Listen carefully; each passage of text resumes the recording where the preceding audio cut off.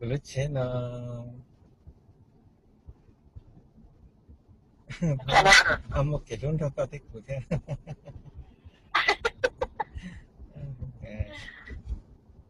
em bố kia mà. Rồi, ok,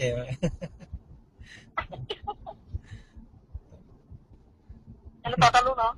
giờ nó cũng luôn. Khỏi vô lắm.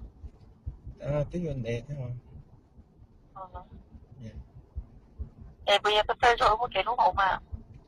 Lúc chế nó, như tao mấy cái con này, một cái lúc chế nó đâu là, Bây giờ đi nữa đã. yeah.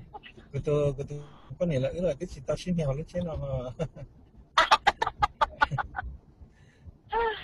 Oh no. Yes.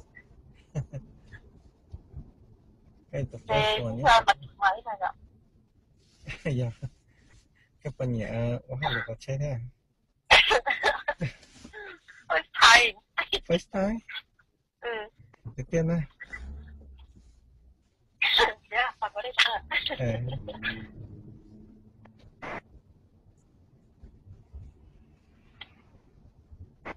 Nhà nó chơi cho mình có chơi à. cái lệ. Nhưng mà